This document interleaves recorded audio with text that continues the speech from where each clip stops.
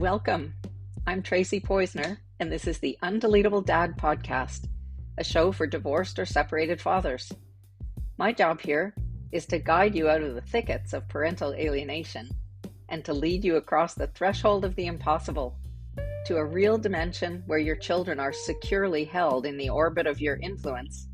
It's not a dream, it's reality, just waiting for you to breathe life into it. You're invited to work on a deeper level with me through our courses, group programs, or private mentorship by visiting undeletabledad.com.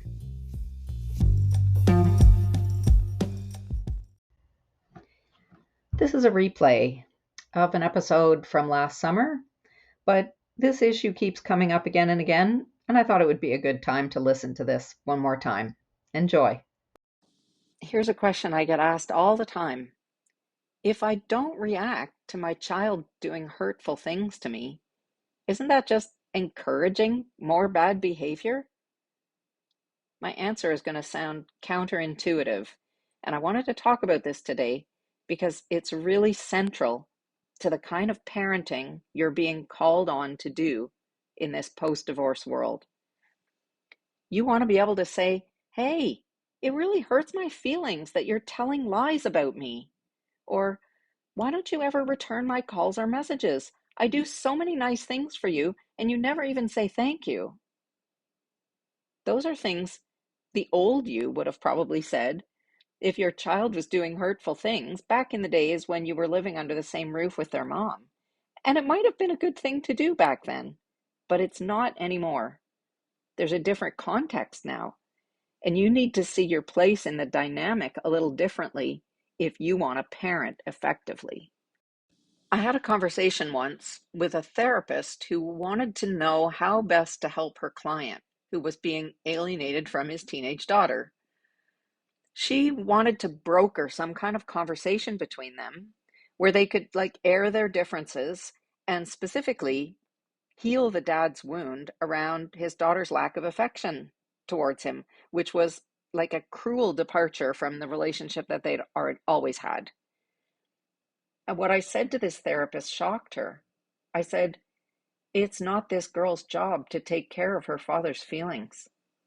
If he has hurt feelings, he needs to deal with that.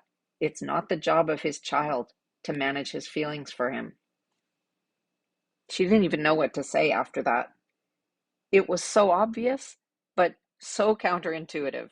We've been told all our lives that our feelings have to be validated. Everything is about our feelings these days. How do we take care of our own feelings? Well, for starters, by knowing that it's never, ever the job of a child to be the emotional caretaker of their parent. Think about it. That's probably what the mom is doing already if there's a lot of conflict happening. The child feels responsible for their mom's feelings. And that's what's driving this behavior. We're not talking about a teenager who's acting entitled or rude as a function of their normal adolescent development, because that wouldn't hurt your feelings. It would disappoint you or it would offend you. Hurt feelings are different. Your feelings are hurt because you are sensitive to being rejected.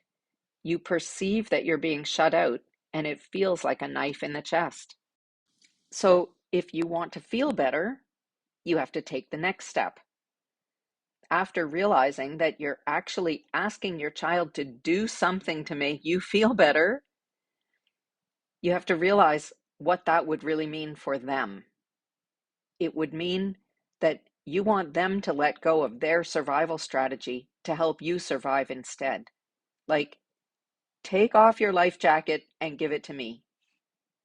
Because whatever they're doing, rejecting you, lying about you, refusing to see you, all of those things mean survival for your child.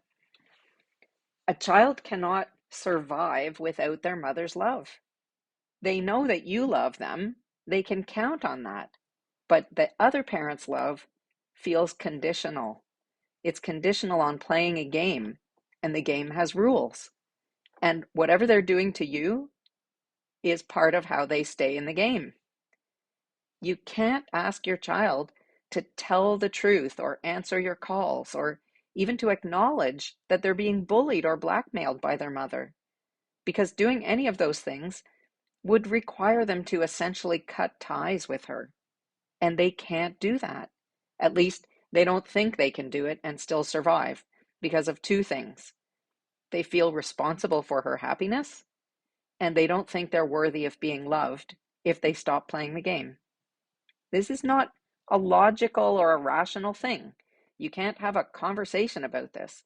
You wouldn't even be talking to the part of them that has words for what's going on. This is all happening deep, deep in the limbic system of the brain, where our fight or flight instincts live. It's like they're drowning, and this is their life jacket, and nobody is going to take it from them. They'll fight and kick and scream.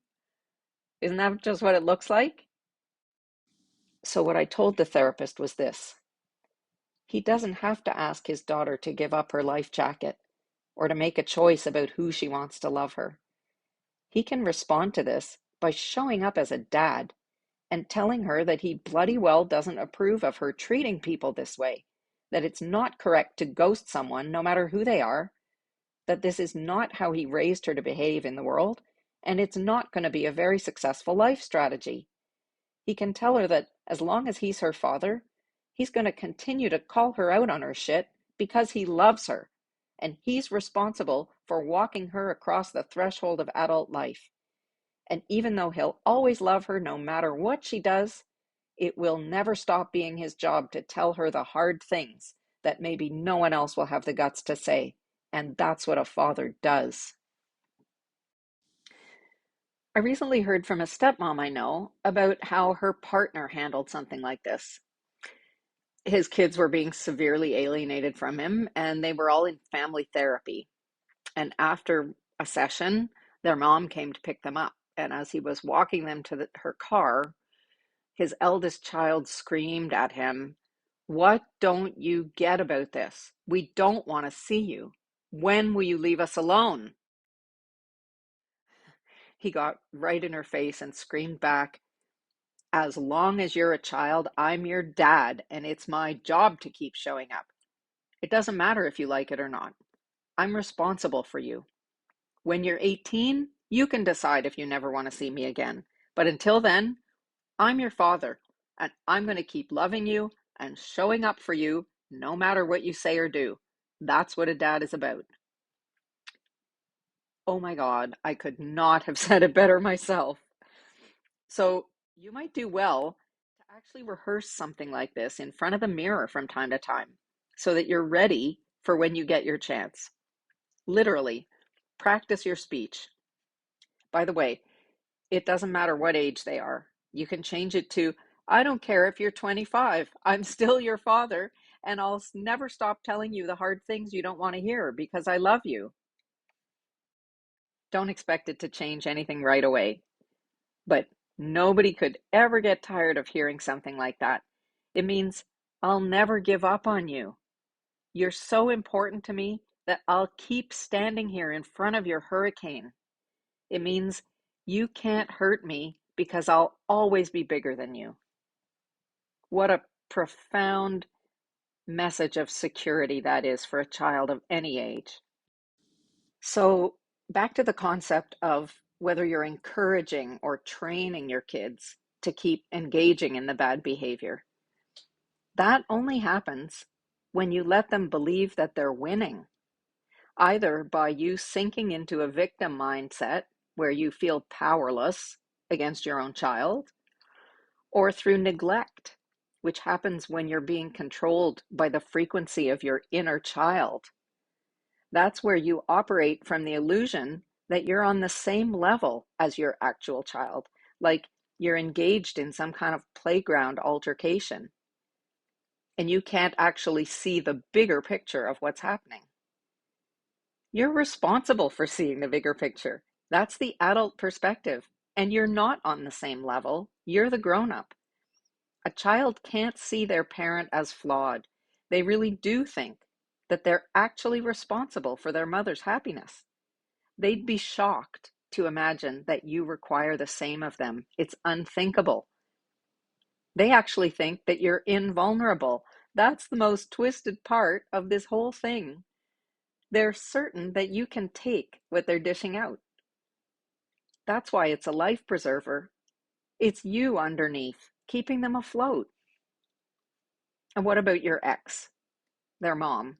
Are you encouraging her to keep letting her child do her dirty work? Well, here's the thing. You're not responsible for raising her, so it doesn't matter how she reacts to you standing in your power. You're not even in a relationship with her anymore. And the powerful move is to cut that cord once and for all. You get to decide whether she gets to jerk your chain anymore. She knows your trigger points and she's aiming for where you're sensitive. So it's on you to address those sensitivities.